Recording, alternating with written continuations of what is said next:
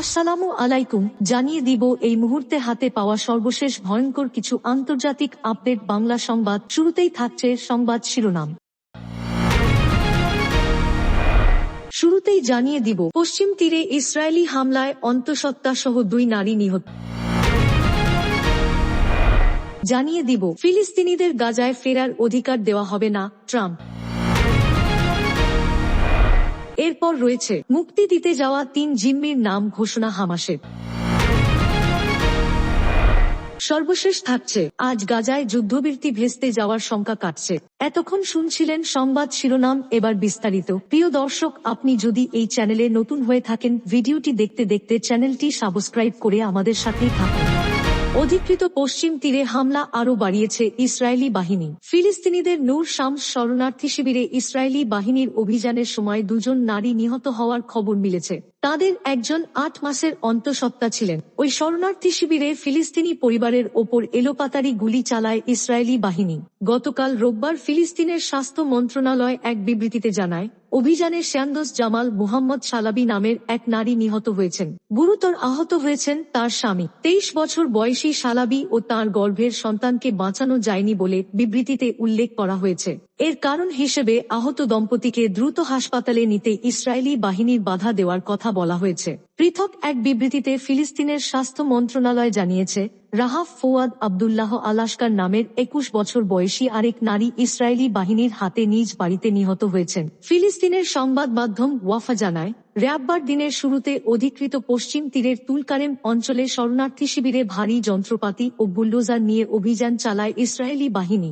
এ সময় নজরদারির বিমানগুলো খুব নিচ দিয়ে উড়ে যায় এবং হামলা চালায়। স্থানীয় সূত্রের বরাতে আল জাজিরা আরাবিয়ার প্রতিবেদনে বলা হয়েছে, ওই এলাকাটিতে প্রচণ্ড গুলিবর্ষণ আর বিস্ফোরণের জোরালো শব্দ শোনা গেছে। ফিলিস্তিনি ইসলামিক জিহাদের তুলকারেম ব্যাটালিয়ন জানায়, নূর শামস এলাকায় ইসরায়েলি বাহিনীর অনুপ্রবেশ ঠেকিয়ে দেওয়া সম্ভব হয়েছে। এর আগে ফিলিস্তিনি রেড ক্রিসেন্ট সোসাইটি জানায়, হতাহতের খবর জানার পরও ওই শরণার্থী শিবিরে সোসাইটির চিকিৎসা দলকে ঢুকতে বাধা দিয়েছে ইসরায়েলি বাহিনী। ইসরায়েলি বাহিনী বলছে, তারা ওই শরণার্থী শিবিরে ধ্বংসাত্মক কার্যকলাপে জড়িতদের বিরুদ্ধে অভিযান চালিয়েছে।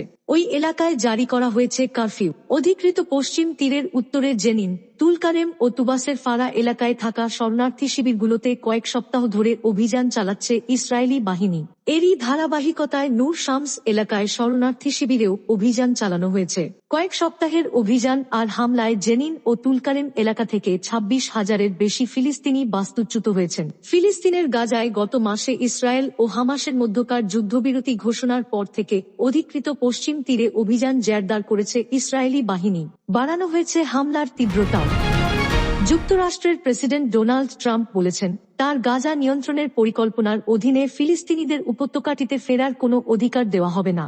আজ সোমবার মার্কিন সংবাদ মাধ্যম ফক্স নিউজকে দেওয়া এক সাক্ষাৎকারে একথা বলেন তিনি। গাজা উপত্যকাটি যুক্তরাষ্ট্রের নিয়ন্ত্রণে নেওয়ার পরিকল্পনার কথা কয়েকদিন ধরেই বলছেন ট্রাম্প। ওই পরিকল্পনা নাকচ করে দিয়েছে আরব দেশগুলো। আজ সাক্ষাৎকারে ট্রাম্প বলেন, তিনি এই উপত্যকার মালিকানা নিয়ে নেবেন, আর গাজার বাইরে ফিলিস্তিনিদের বসবাসের জন্য আলাদা 6টি জায়গা থাকবে। সাক্ষাৎকারে ট্রাম্পকে প্রশ্ন করা হয়, গাজায় ফিলিস্তিনিরা ফেরার অধিকার পাবেন কিনা।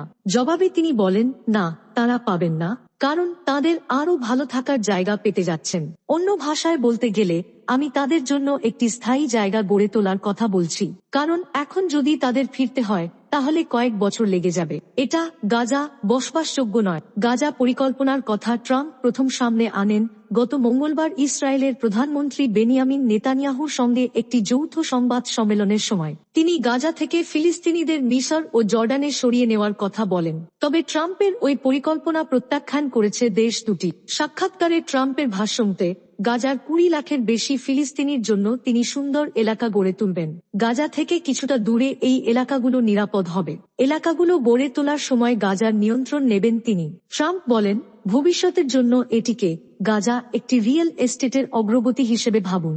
এটি একটি সুন্দর জায়গা হবে, বেশি অর্থ খরচ হবে না। যুদ্ধবিরতি ও বন্দি বিনিময়ের অংশ হিসেবে ফিলিস্তিনের স্বাধীনতাকামী সংগঠন হামাস আগামীকাল শনিবার আরও 3 ইসরায়েলি জিম্মিকে মুক্তি দিতে যাচ্ছে। তারা হলেন আয়ার হর্ন, যুক্তরাষ্ট্র ও ইসরায়েলের দ্বৈত নাগরিক সাগুই ডেকেলচেন এবং রাশিয়া ও ইসরায়েলের দ্বৈত নাগরিক আলেকসান্দ্রে সাশা ট্রোফান। যুদ্ধবিরতি চুক্তি টিকবে কিনা এমন অনিশ্চয়তার মধ্যে আজ শুক্রবার এই 3 ইসরায়েলি বন্দীর নাম ঘোষণা করে হামাস। এর আগে ইসরায়েলের বিরুদ্ধে যুদ্ধবিরতি চুক্তির শর্ত লঙ্ঘনের অভিযোগ এনে অনির্দিষ্টকালের জন্য বন্দি বিনিময় স্থগিতের ঘোষণা দিয়েছিল সংগঠনটি। এরপর গাজায় আবারও যুদ্ধ শুরুর হুমকি দেন যুক্তরাষ্ট্রের প্রেসিডেন্ট ডোনাল্ড ট্রাম্প ও ইসরায়েলের প্রধানমন্ত্রী বেনিয়ামিন নেতানিয়াহু। সীমান্তে সেনা ও সামরিক সরঞ্জামও বাড়াতে থাকে ইসরায়েল। এ অবস্থায় মধ্যস্থতাকারী দেশ মিশর ও কাতারের হস্তক্ষেপে চুক্তি মেনে বন্দি মুক্তি দিতে রাজি হয় হামাস। মুক্তি পেতে যাওয়া 3 বন্দির তালিকা হাতে পাওয়ার কথা জানিয়েছে ইসরায়েলের প্রধানমন্ত্রীর দপ্তর। এই 3 বন্দির বিনিময়ে ইসরায়েল 359 ফিলিস্তিনিকে মুক্তি দেবে বলে আশা করছে হামাস। প্রথম ধাপে গাজায় 42 দিন যুদ্ধবিরতি কার্যকর হওয়া কথা। গত 19 জানুয়ারি এ যুদ্ধবিরতি শুরু হয়। যুদ্ধবিরতি চুক্তির অধীন 23 ইসরায়েলি বন্দীকে মুক্তি দেবে হামাস। চুক্তি মেনে এখন পর্যন্ত 16 ইসরায়েলিকে মুক্তি দিয়েছে হামাস। এছাড়া নিজেদের উদ্যোগে 5 স্থায়ী নাগরিককেও মুক্তি দিয়েছে সংগঠনটি। বিনিময়ে কয়েক শত ফিলিস্তিনি বন্দীকে মুক্তি দিয়েছে ইসরায়েল। 3 জিম্মি আয়ার হর্ন, সাগুই ডেকেলচেন ও আলেকসান্দ্রের শাসা ত্রোফানভকে আজ শনিবার হামাস মুক্তি দেবে বলে আশা করা হচ্ছে। যুদ্ধবিরতি চুক্তি নিয়ে অচলাবস্থা এড়াতে মিশর আর কাতারের মধ্যস্থতার পর এই 3 জনের ইসরায়েলে ফেরার পথ খুলেছে। প্রায় 1 মাস ধরে গাজায় হামাস ও ইসরায়েলের মধ্যকার যুদ্ধবিরতি কার্যকর থাকলেও সম্প্রতি এটি নিয়ে অচলাবস্থা দেখা দেয়। ফিলিস্তিনি স্বাধীনতাকামী সশস্ত্র সংগঠন হামাস গতকাল শুক্রবার জানিয়েছে গাজা থেকে আরও 3 জিম্মিকে মুক্তি দেওয়া হবে। বিনিময়ে ইসরায়েল তার কারাগার থেকে 359 ফিলিস্তিনি বন্দীকে মুক্তি দেবে। এর মধ্য দিয়ে প্রথম দফা যুদ্ধবিরতির 42 দিনের সময়সীমা পেরোনোর আগেই যুদ্ধবিরতি চুক্তি ভেস্তে যাওয়ার আশঙ্কা কার্যত দূর হয়েছে। এর আগে হামাসের পক্ষ থেকে আরও জিম্মি মুক্তি না দেওয়ার ঘোষণা দেওয়া হয়। সংগঠনটির অভিযোগ, যুদ্ধবিরতি চুক্তির শর্ত ভেঙেছে ইসরায়েল। সেই সঙ্গে গাজায় ত্রাণবাহী ট্রাক ঢুকতে বাধা দেওয়ার অভিযোগ আনে তারা। তবে এর প্রতিক্রিয়ায় আবারও যুদ্ধ শুরুর হুমকি দেয় ইসরায়েল। দেশটির রিজার্ভ বাহিনীকেও সর্বোচ্চ সতর্ক থাকতে বলা হয়। যুক্তরাষ্ট্রের প্রেসিডেন্ট ডোনাল্ড ট্রাম্প গাজা থেকে ফিলিস্তিনিদের পাকাপাকিভাবে সরিয়ে দেওয়া ও উপত্যকাটি নিজেদের দখলে নিয়ে পুনর্গঠনের পরিকল্পনা প্রকাশ করার পর যুদ্ধবিরতি চুক্তি টিকে থাকার সম্ভাবনা ম্লান হয়ে পড়েছিল। ট্রাম্পের প্রস্তাবকে ইসরায়েল স্বাগত জানালেও হামাস আর আরব রাষ্ট্রগুলো দৃঢ়ভাবে প্রত্যাখ্যান করেছে। গত মাসে যুদ্ধবিরতি চুক্তির আওতায় হামাস নারী শিশু প্রবীণ সহ 23 জিম্মিকে মুক্তি দেওয়ার শর্তে রাজি হয়। বিনিময়ে ইসরায়েল কয়েক শত ফিলিস্তিনি বন্দীকে মুক্তি দেওয়ার কথা বলে। 6 সপ্তাহের যুদ্ধবিরতিতে গাজা উপত্যকার বিভিন্ন জায়গা থেকে নিজেদের সেনা সরিয়ে নিয়েছে ইসরায়েল।